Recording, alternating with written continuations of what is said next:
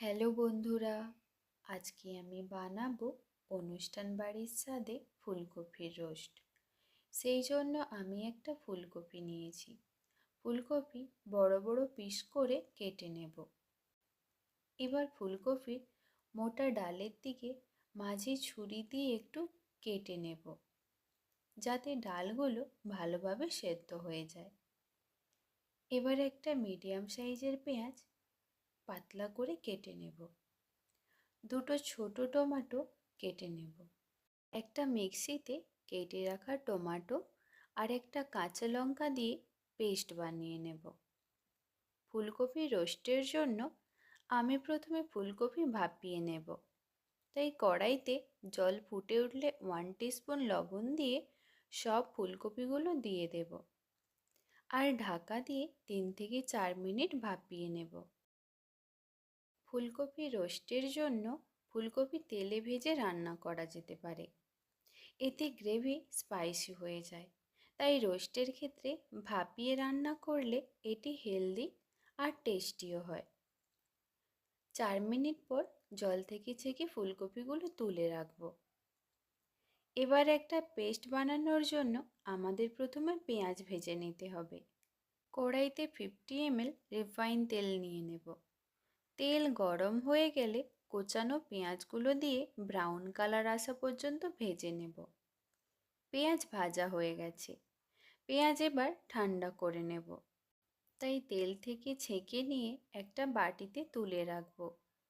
এবার ওই তেলের মধ্যে 2টো এলাচ, 4টে লবঙ্গ, 2 ইঞ্চি দারুচিনি, একটা তেজপাতা ফোড়ন দেব। মশলা ভাজা হয়ে গেলে 1.5 টেবিল স্পুন আদা রসুনের পেস্ট দেব।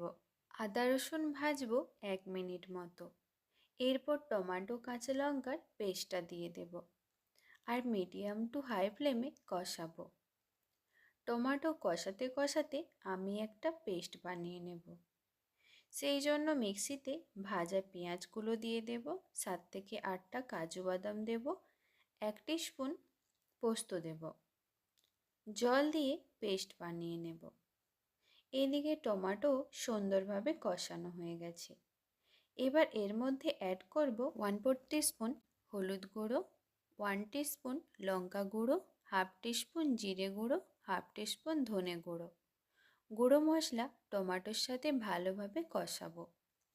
2 থেকে 3 মিনিট কষানো হয়ে গেলে বানিয়ে রাখা পেস্টটা দিয়ে দেব আর মশলা লো টু মিডিয়াম ফ্লেমে কষাবো। কাজু পেস্ট দেওয়ার কারণে নিচে লেগে যাওয়ার সম্ভাবনা থাকে, তাই ধিমি আঁচে মশলা কষাতে হবে। 3 মিনিট পর মশলা ধোয়া জলটা অ্যাড করব। আবার মশলা কষাবো 3 থেকে 4 মিনিট। মশলা থেকে তেল ছেড়ে দিলে 3 টেবিল স্পুন টক দই অ্যাড করব আর ভালো করে মিশিয়ে নেব। মশলা থেকে তেল ছেড়ে দিয়েছে। এই সময় 1 টিস্পুন লবণ দিয়ে দেব। 1 মিনিট কষিয়ে মটরশুঁটি অ্যাড করব। মটরশুঁটি অপশনাল, আপনারা চাইলে নাও দিতে পারেন। এবার মটরশুঁটি দিয়ে আরও 2 মিনিট কষিয়ে নিয়ে হাফ টিস্পুন কাসুরি মেথি অ্যাড করব। মশলা 4 থেকে 5 মিনিট কষাবো। মশলা থেকে তেল সম্পূর্ণভাবে বেরিয়ে এলে ফুলকপিগুলো দিয়ে দেব। যেহেতু আমি ফুলকপি 4 মিনিট মতো সেদ্ধ করে নিয়েছি, তাই বেশি সময় ধরে মশলার সাথে কষালে ফুলগুলো ভেঙে যাওয়ার সম্ভাবনা থাকে। তাই 1 মিনিট নেড়ে জল দিয়ে দেব পরিমাণ মতো। ফুলকপির রোস্টে গ্রেভির গাঢ়ত্বটা মোটা হয়, তাই সেই পরিমাণে জল দিতে হবে। এবার ঢাকা লাগিয়ে রান্না করব ফুলকপি সেদ্ধ হওয়া পর্যন্ত। ঢাকনা খুলে একবার দেখে নেব ফুলকপিগুলো সেদ্ধ হয়েছে কিনা। কপিগুলো সেদ্ধ হয়ে গেছে।